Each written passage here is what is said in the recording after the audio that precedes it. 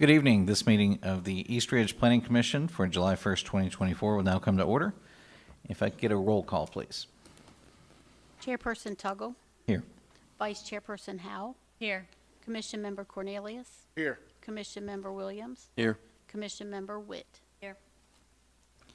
Thank you. And I trust everybody's had a chance to review the minutes from the June 3rd, 2024 meeting. And if so, I'll entertain a motion. Make a motion to approve. Second. Thank you. I have a motion to approve from Vice Chairperson Howe and a second from Commission Member Witt. A roll call, please. Vice Chairperson Howe, Yes. Commission Member Cornelius, Abstain, I wasn't here. Commission Member Williams, Yes. Commission Member Witt, Yes. Chairperson Tuggle. Yes. Okay, there is no old business, so we'll move directly into the new business, and the communication and comments by the public will certainly do so, but I want to get a chance to introduce the item first, so if you can bear with me just a moment. It is the request of Legacy South LLC, Alex Little, to have the property located at 6807 Beulah Drive, tax map ID number 1580A021.02, part of 6835 Beulah Drive, tax map ID 1580A017, and 3 unaddressed properties in the 6800 block of Beulah Drive, rezoned from R1 Residential District to RZ10 Lot Line Residential District. Mr. Howell. Yes, good evening, members of the Planning Commission. The request to rezone the R1 parcels to RZ1 would utilize approximately 10.39 acres for 82 single-family, zero-lot line homes, according to the most recent site plan. There is some zoning history on this site. That includes 2005 EADS, request to rezone from R1 to R3. That application was denied. R1 to RT1 to develop 116 townhomes. The application was withdrawn before the City Council meeting. And lastly, a R1 to R3 application submitted to RPA for a multifamily apartment complex with 56 units. The applicant did not submit to the city. The current site plan is consistent with RZ1 district requirements and the rules and regulations regarding the lot size and setback requirements. The site plans includes a second egress and entrance from the site and increased width of the roadway to 28 feet. The adjacent residential density for the single-family homes in that area is 1.5 dwelling units per acre and 3.5 dwelling units per acre for the Jordan Run to the southwest. The proposed density for the new subdivision at 82 lots would include 7.89 dwelling units per acre. The proposed subdivision would significantly increase traffic on Eads and Beulah Drive. The suburban development in the area is low-density, single-family residential detached dwellings consisting of 1- and 2-story structures on lots ranging from 0.15 acres to multiple acres The proposed rezoning would create a high-density residential development in an otherwise single-family area. The rezoning would be in conflict with the intent statement of the RZ1 district. Thank you, sir. Any questions from the council? Or the commission, I'm sorry? What is the conflict of the RZ1 district according to? Basically, what the RZ1 states that the development in that area should be attractive and it should be compatible surrounding development. You're introducing a very high-density development with an already established low-density development, which is predominantly all R1 in that district there. If this was an R1 and they built a house, how many houses could they roughly guesstimate? Roughly, right offhand, I couldn't tell you that. It's 10,000 square feet per lot for a single-family home in the R1 district. You divide that into the 10.39 acres, that'll get you approximately, but you still got to look at your surface runoff and your detention and ponds and areas like that. So I couldn't give you an approximate number on that. Does staff have a recommendation? Staff recommend, basically, since we already have a development, established development in this area being R1, staff would recommend denial of this rezoning.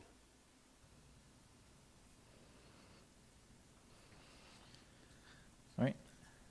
And if anybody from the audience would like to comment, either in favor or against this item, feel free to approach the lectern here, and if you can give your name and address, and if you can please also keep your comments to 2 minutes, we'll welcome whoever wants to come up and speak.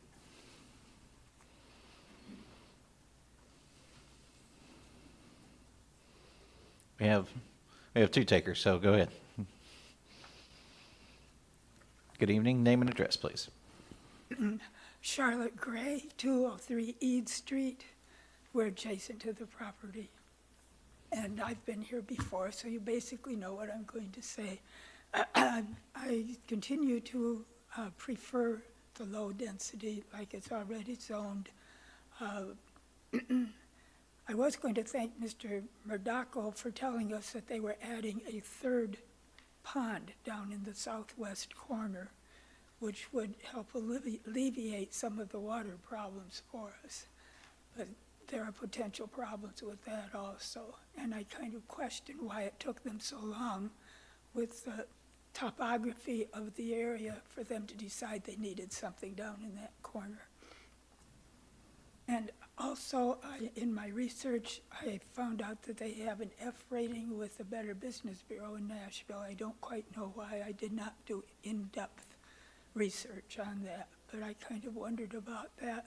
Whereas the builders over on Hummingbird Village have an A+ reading as the builders, and that's a big difference for whatever reason it is.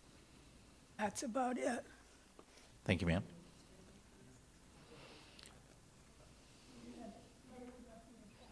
Sure. Hello I'm Larry again. Gray, 203 Eade Street. Larry Gray. I also wanted to thank Patrizio. He actually came out to our house and looked at our property, and looked at the impact that this new development might have on our property and the impact that the previous development project had on, and problems that it created for our property. So I was very grateful that he did come out and in person talk to me. When we did speak, I suggested that he might put a wall, perhaps on the west and south side of the new project, to help control the water runoff. But last week he called me and said that they were actually going to be putting on a third pond at the southeast corner there, Beulah and Eade Street. That sounded good. However, a closer look shown that the pond collects the, well, we're focusing here. Sounded good. However, a closer look shows that the pond collects the water, but it continually drains from the pond area through a pipe under Beulah Drive and into the existing ditch along Eade Street.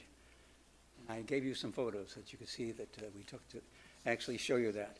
Now, water from the new pond, water from Eade Street, water from Beulah Drive, all go down that ditch. They end up at the bottom of the hill at the corner of Camp Jordan Park, where it's joined by the water coming down from Martha Avenue. So all that water then goes under the street, under Eade Street, and into the park, behind the 6850 Jordan Run property. The runoff from a heavy rain would actually run in the direction of the new professional stadium that we built there.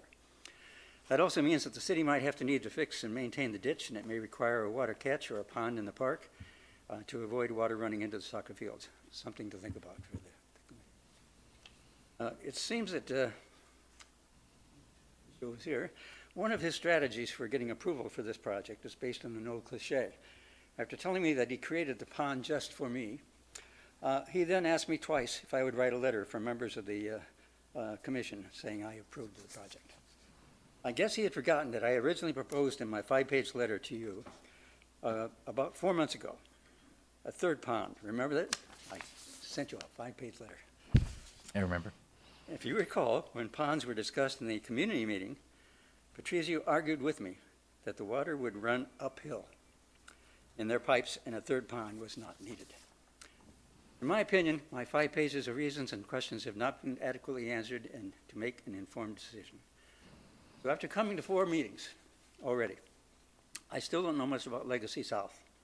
Since the first meeting, no experts from Legacy South have presented any information. We have heard primarily sales pitches for the types of houses they sell, not how the project can help the residents of Easter Edge. Their website is very well done, paints a very positive view of their several projects. As Charlotte said, it was surprising to see the F rating with the Better Business Bureau, but there must have been some reasons. I am a former professor, believe it or not, administrator and a management consultant for over 50 years. and I have been around the block a couple of times. So in closing, I respectfully leave the decision to accept or reject this proposal to the Planning Commission, to you guys. I do challenge you to please do your due diligence to verify facts and information about this project. Thank you. Anyone else?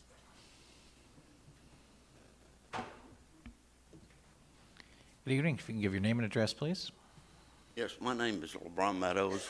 I live at 403 Metal Art Trail, and I know it's a ways from this area, but our biggest fear is that if they go in, these developers go in and buy property that's R1, then want to change it. That there's certain properties around us that looks like we wouldn't be able to do much with it, but they seem to play magic and put more houses everywhere. Like on Layfield, there was an area, it's been turned into to a R3, and it's been approved. And we don't want every little site that in our area, in our neighborhood, for these developers to come in and take a R1 and change it to something else. We're proud of our R1s. We pay a lot of taxes. We keep our yards looking good. We have our whole street. It's just prime property. And if they'd like to come in up there on Beulah and put R1 houses in, we welcome them. We welcome that they do that. But why does these developers want to come in and change everything? So I would like to ask this council, this board, to take us into consideration all into there. Thank you very much. Thank you. Anyone else? Yes. It's a race. I think he wins.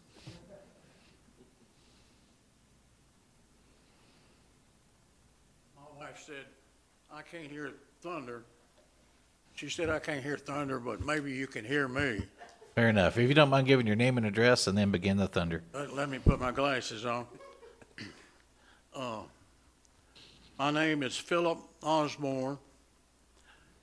I am the previous owner of 6807 Beulah Drive. And when I bought it, it was called Hilltop Stables. Had horses. To me, this was the most beautiful property in East Ridge. I could stand in my front yard and watch people come out of the Eastgate movie theater.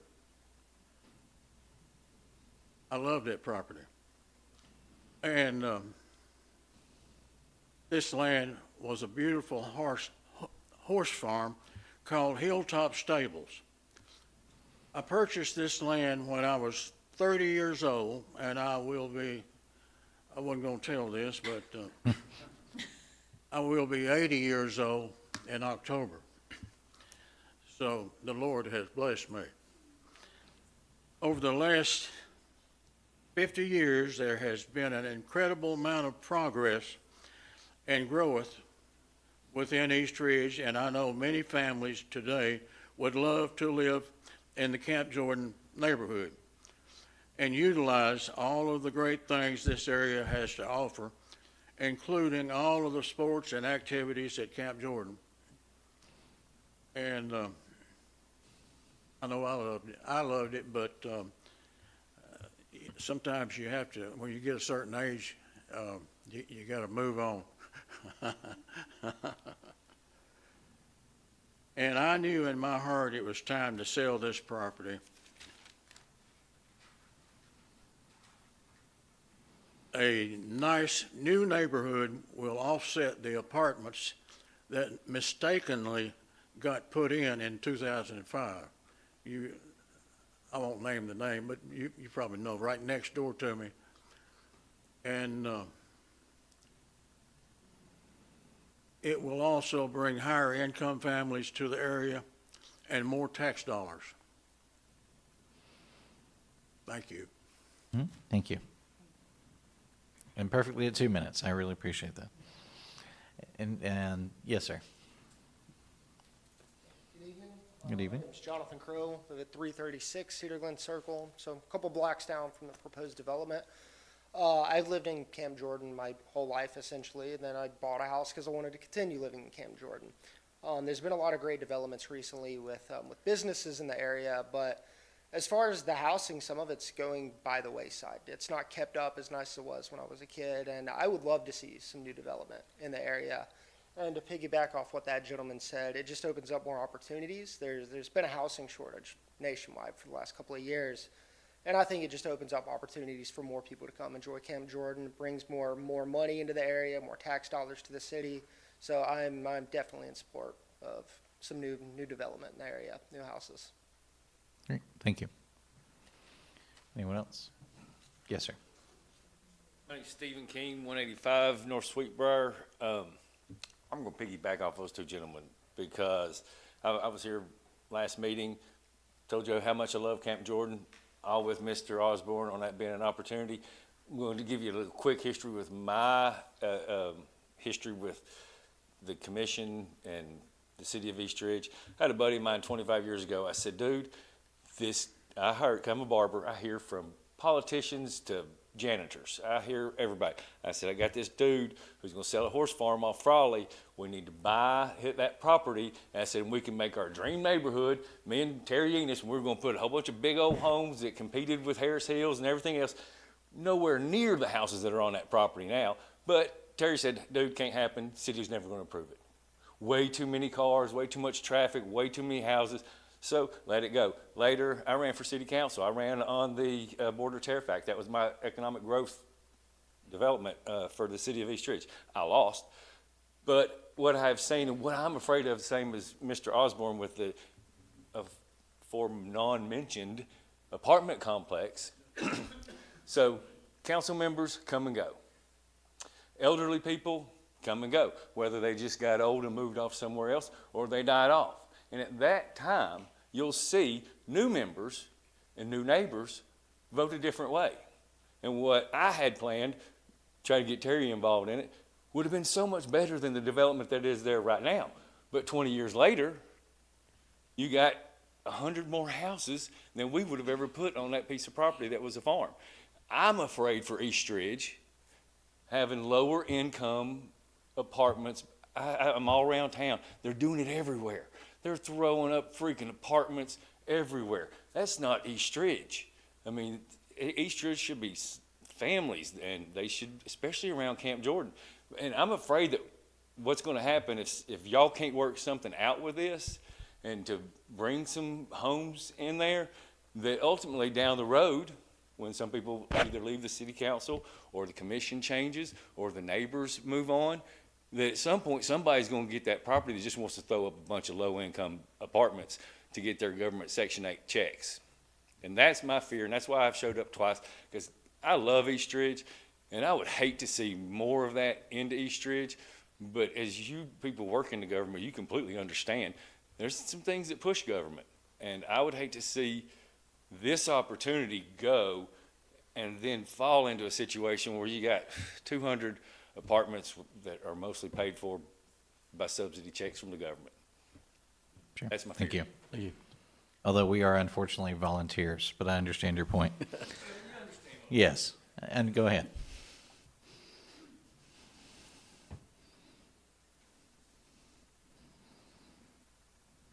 Name and address, please. My name is Rosemary Baker, and I live at 6820 Beulah Drive. And my sister and her husband live right next door, which is 6804, and they're unable to be here. They're not in good health. But I remember when it was a horse arena. My husband had a horse over there, and it was a beautiful, when it's cleared off, I've got pictures. I wished I'd have brought them. When it's cleared off, that is the most beautiful piece of land there is. And I hate to see it destroyed by a million houses and the roads. There's just no way. You go down Edens now, and the people from the apartment don't know what stop means there. You have to be careful. You get run over. But the roads will not handle all that traffic, and the trucks coming in and out of there will tear our roads all to pieces.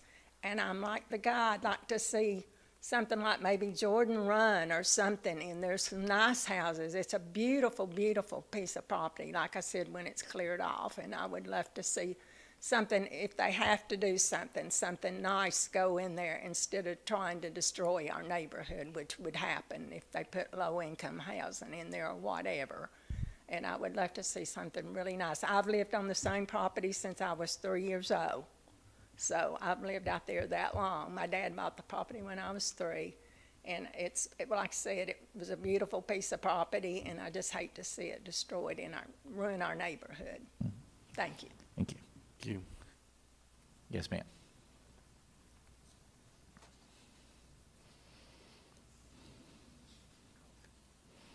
Good evening. Name and address, please. Sabrina Daniel, 4410 Maryland Drive. I had the opportunity to meet the young man who's doing this development. He is a very polite, professional young man. I appreciated that. Since I spoke to you last, why didn't I do this before?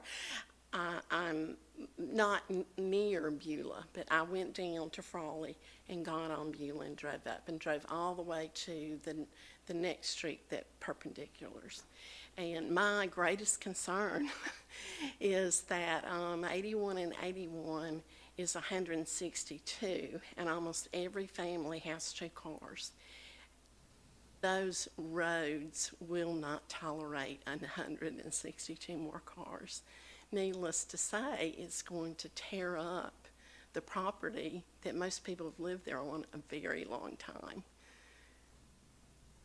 So I would like to see, as another lady said, maybe something different, a different access, a different place to build, but I don't think that street is a good place to put it. Thank you, ma'am. Yes, ma'am.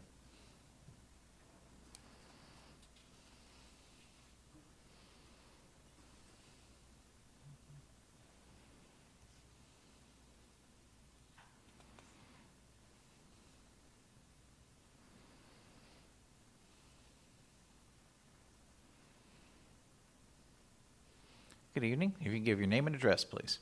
Gail Varnell. My family, my mother bought our 5 acres when I was 3 months old. And we've lived out there. That has been home 86 years.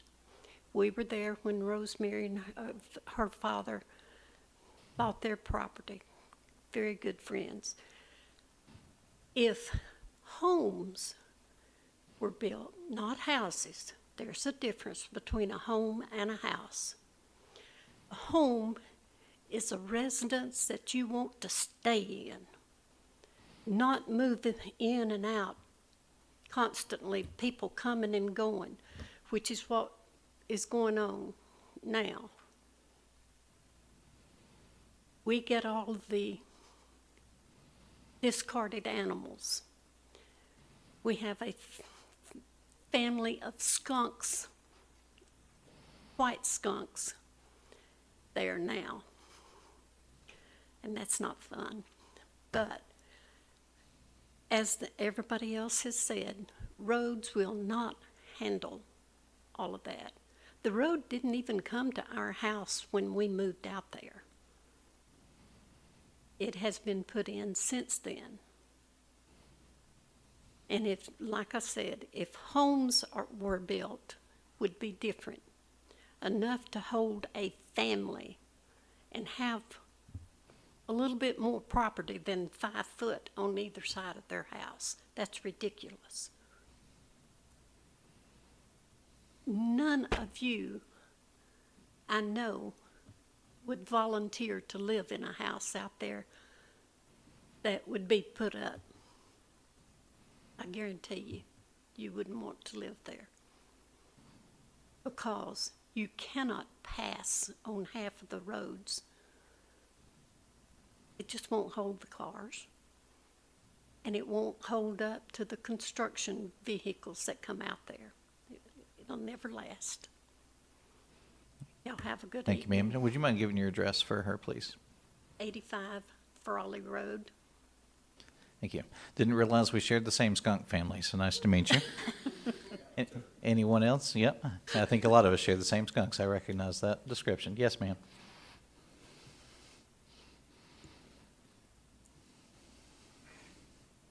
Name and address, please. Tommy Lockmiller. I live at 409 Meadowlark Trail.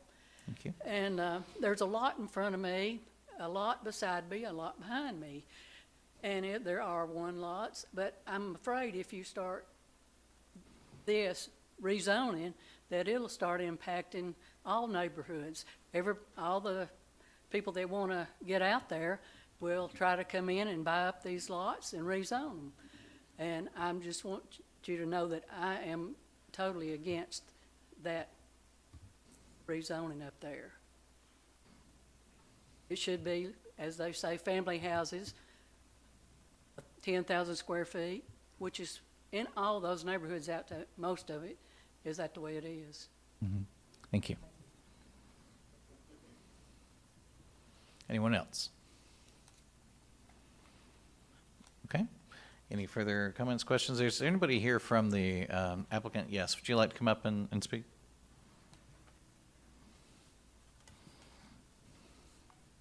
You'll also need to give your name and address, please. Hey, good evening. My name is Patrizia Murdaka. I'm the applicant on behalf of 6807 Beulah. If I may, real quick, I don't want to waste a bunch of everyone's time.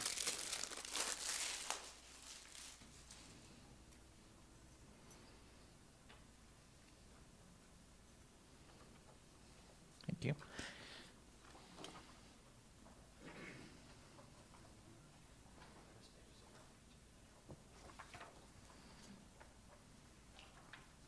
Thank you.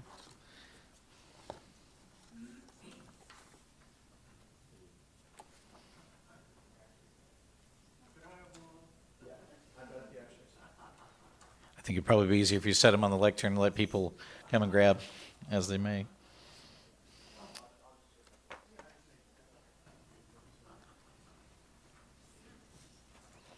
He could help you in your campaign. Do what? Passing out flyers, he could help in the campaign. Just saying. Oh, fair enough.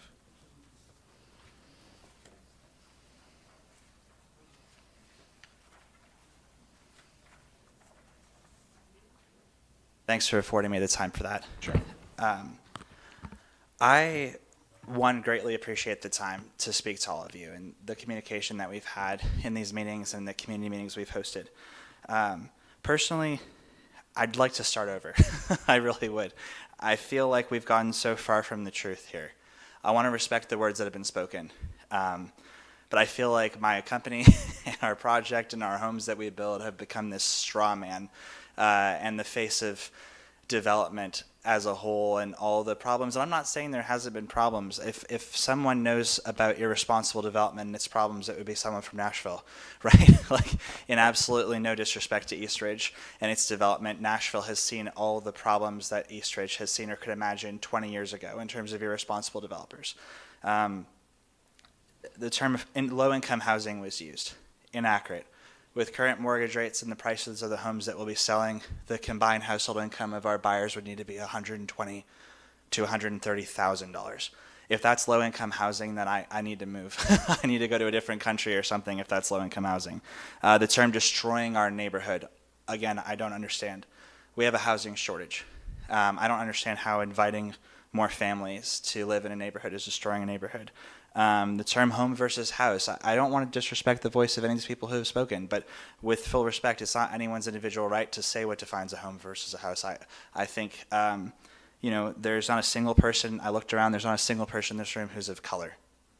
I'm not either. I'm white, I'm Italian, but there's not a single person in this room of color. There's not a single person who's spoken in opposition to this project who's younger than 50 years old. And I don't say that in a derogatory way, at all. As you can see, and I'll circle to it, there's a single-story plan on this. It's a surprise, but we're in favor of people of all diversities, all ages, being able to appreciate our homes. And respectfully, just because this home product in the neighborhood is a product that might be foreign or unfamiliar to a particular demographic, doesn't mean that it should be dismissed as not appropriate or not a home. because there are people that have come from diverse backgrounds who would be privileged to be able to have a home. There are young, busy parents like my wife and I who would appreciate not having a huge yard because I don't have time because I'm working and all of that. So I just like to say that at the outset of all this, regardless of our company and the homes themselves, I feel like these terms are being thrown around that has just gone so far from the truth of what's actually happening here. Drawing attention to these renderings, I want to really emphasize a couple of things. One, this is a completely factual and accurate representation of the home that we would build there. So in response to the comments that came from this last planning session, I heard, we're trying to do our best with the feedback that we've heard that's actionable. I heard a call to say, hey, how do we get people who are older than 50 or 55 or 60, how do we get them to call this place home? We went back to the drawing board and we designed a single-story plan for this community that will freely offer and say, hey, home buyer that's coming into tour, here's lot 1, here's lot 2. What plan do you want to build? Do you want to build the 2-story one? Do you want to build the 1-story one? Another thing as well I'd like to point out, I'm not sure if not everyone got it, but these are our actual interiors from homes that we've built at this price point and below, frankly. So I believe these are beautiful homes. I believe these are homes that people will enjoy living in for years to come and will serve as a launching point for empty nesters and young families alike, or single income young professionals who should also not be forgotten in the housing search process. As far as the property being developed, I believe it's a natural development site. R3 is nearby, RZ1 at Hummingbird is nearby. Second, we're in a housing crisis. Can't emphasize that enough. I know we all feel it. It's not natural or normal or appropriate that Zillow housing prices jumped $30,000 a month through COVID. We all have felt the burden of that, whether it's our personal home buying experience, whether it's our friends, our families, and the mortgage rate situation hasn't helped. So there's a housing crisis. There aren't enough houses. I would love for everyone in the world to be able to have an acre or 5-acre lot. It'd be beautiful, but it's not feasible anymore. Our company is trying to address the new reality of the housing market. I'm frustrated. I'm deeply frustrated with the stormwater comments that were made. I felt derogatory both to me and to our company. I spent time to do a personal visit to the gentleman's home and physically observed. The comment that I made a pond just for him, that was a figure of speech. We have created ponds everywhere appropriate on the site where there was low ground. And to his credit, and I complimented him on this, he had mentioned to me that the portion of our property, but it's about 1.17 acres, that borders his property is a low ground. And in recognition of this, not specifically with respect to him, we aren't dealing out individual favors here, but we recognize that that was a low ground, and boom, there's a pond there. Now there's at least 3, if not more, right? We haven't gone quite, it's an ongoing process of design, naturally. This is still at fairly preliminary stages of process, as you guys can appreciate, but we already have another pond. So our company is going to be responsible toward developing the area, and I thought personally, and the reason I'd encourage him to reach out and speak positively, because I thought that our developing a third pond was us being responsible neighbors, responsible developers in the city. So I apologize, and it makes me sad that that was misinterpreted, but that was the spirit of that. Another thing, as I mentioned before, we sent out 1,000 mailers.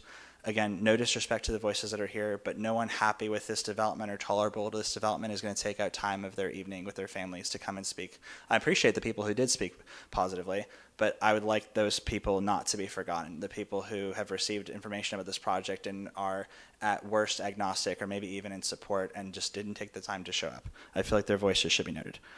As far as Beulah being an idyllic environment, I'm in no way discrediting that. It's a beautiful street. I've loved it. There's duplexes on Beulah, and there are apartments around the corner. And I only say that not to cheapen the street, but to say that there's already precedent for a vast diversity of homes. We're only asking to build homes on a smaller lot footprint, hence the RZ1, in order to be able to make a community that's viable for the unique challenges of the site. It's an expensive site to develop with its topography. Now, as far as the plan that we sent to you guys that is being reviewed right now, we've already tried in earnest to make improvements. We've widened the roads. We added school bus stops. We added a second entrance. And I know that last time I said that that was the best deal or no deal briefcase you guys were going to get. Well, surprise, there's more. We're trying to be as responsive to you guys and to the needs of the community as possible while still trying to make this project a reality. So I've got a couple more things that I'm excited to announce. If these things, in your viewpoint, justify a deferral, I'll hear that and accept it. If it's ultimately what happens, not that I don't enjoy spending time with you guys, if you'd be willing to consider an approval with conditions, holding our feet to the fire on what I'm about to say, I would be grateful, because obviously there's a phenomenal amount of capital and risk involved in these types of things, and it would be nice to move on with the process, but I don't want that in any way to seem like we're just trying to steamroll the whole thing. So, first, as you see, we have designed a single-story home for the neighborhood, which I'm really excited about. 2, there was a concern about parking, both in these sessions and a couple of collaborative sessions. It came to my attention that the sentiment was, just because you have a 1-car garage or a 2-car garage doesn't mean people are even going to use them. I've been guilty of that this week. I've had stuff in my garage and my cars are out in the driveway. Every single one of these houses, we're willing to commit to doing a 2-car driveway.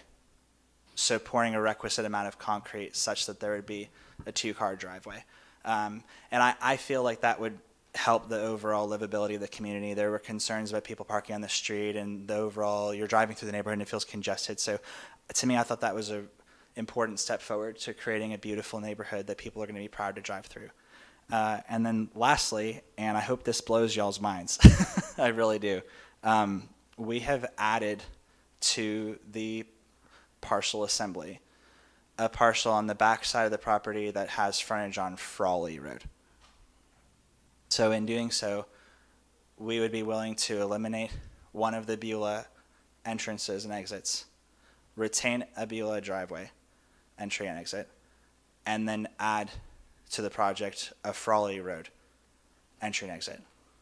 And to me, I feel like that would be a really important step forward. I think maybe the most significant comment that's been made from the neighbors and everyone who's come to speak is the thought of roads on cars on Beulah, and also the whole Camp Jordan thing, which I totally am sensitive to. I've driven it through it myself and all of that. So to me, having a dedicated, I made the point that the second entrance on Beulah would encourage people to go on Frawley. Well, now having people actually be able to egress and ingress from and onto and from Frawley, I think would completely change the way that the entire neighborhood would flow and the dynamic of everything. I think it would dramatically reduce any pressure on Beulah itself or on Camp Jordan itself. So, in closing, I personally feel I'm not asking for a remark on me, myself, or our company. I just feel like through this process, we as applicants have been trying to be responsive and responsible in our development. I feel like we sell the most beautiful homes under $1 million in Nashville, and I say that with a lot of pride and truth in that statement. And we've been market leaders there for years, and we're really excited to come to Chattanooga. We're actually going vertical on a project now soon in Chattanooga. So we'd be super grateful to be in East Ridge. We want to be responsible developers, and I hope that the changes and the alterations we've been willing to make, from wider driveways, wider roads, to now an entry, a principal entry and exit onto Frawley and from Frawley, would really encourage that fact. So as I'd said respectfully, if it's possible to request this, I would be grateful for approval with conditions around however much of that you want to hold me to. The 2-car driveway, if that's something that you guys can mention in there, the Frawley entrance and exit, if that's something that you can note, I'd be grateful for that so we can continue moving through the process. At the least, I would ask respectfully for a deferral if you require seeing the updated plan. Thank you so much for your time. Thank you. Thank you. Mr. Howell, would you mind speaking to a couple of things? First of all, do you think exit on Frawley, does that materially change any of the access concerns? Well, that would definitely take all the congestion that's, off of Eads. That's what we were a lot concerned about, was the traffic going towards Camp Jordan as Sure. well. Yeah, looking at that's a site plan that I'd have to take a look at. I mean, as far as why having a second drive entrance off to Frawley, that's brand new news to me. So, but I mean, yes, it would alter. But what it does not alter is the fact that you have what I would, when staff looks at something like this, you are introducing a high density to an already established low density residential development, first and foremost. Does it meet the intent of the RZ1? It does not. It's not compatible with the surrounding uses. That's what we look at first and foremost. This land could stay here for many years and be undeveloped.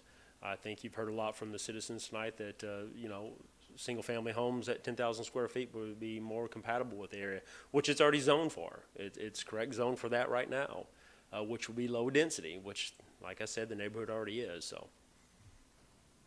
Mm-hmm. And even though you're going onto Frawley Road, that's not a very good road either.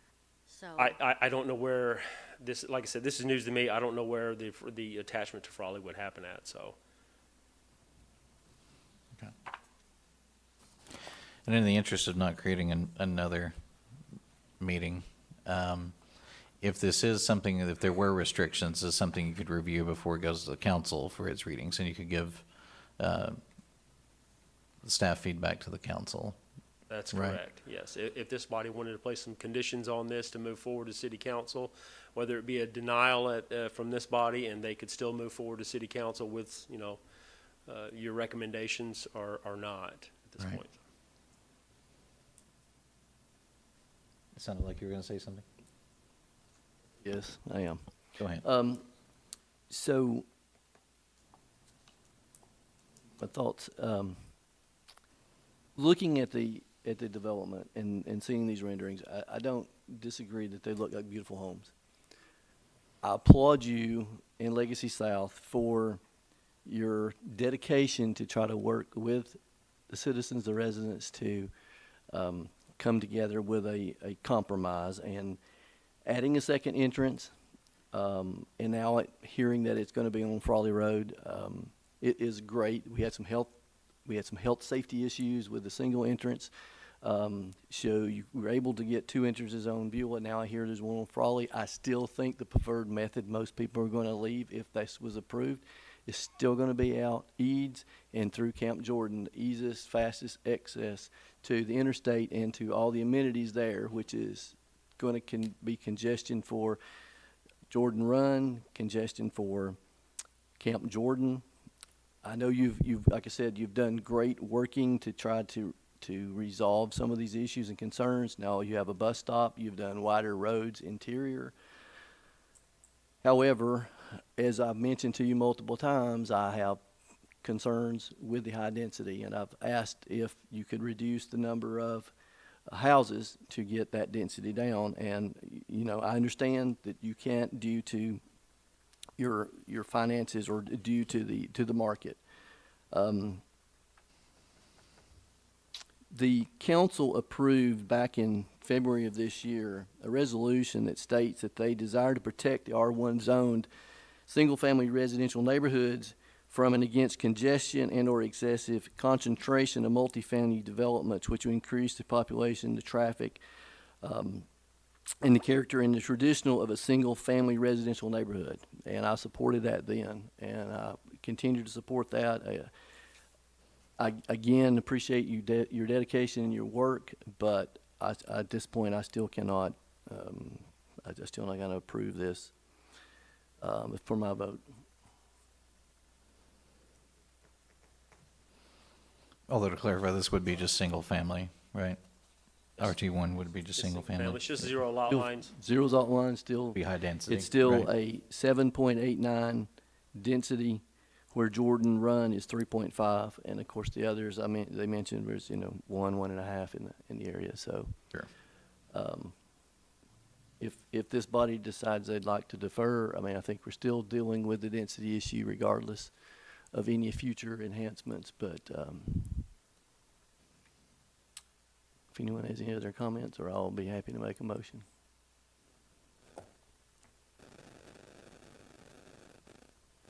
Just trying to figure out how many houses you would fit into 10,000 square feet. Yeah, I think on that plot, it's 45. R1. I'm seeing a nod from city manager who I trust. It's close. You still Sure, have to have 45-ish, retention. yeah. You got to still take into account for your mailbox kiosks, your different things Sure. of that nature, your pond retention. So yeah. It'd be about 4.5 units, and this is about 8. So, yeah. Okay. So, entertain a motion with amendments to defer, to approve, to deny. I make a motion to deny. Second. Okay. We have a motion to deny from Councilmember Witt and a second from Councilmember Williams. And remember, a vote of yes is to deny. Can I get a roll call, please, Ms. Mahoney? Vice Chairperson Howe, Yes. Commission Member Cornelius, Yes. Commission Member Williams, Yes. Commission Member Witt, Yes. Chairperson Tuggle. No. Okay, that is the conclusion of our new business, and that motion was denied, and it can still go to the council for review. But as far as Planning Commission, that is the end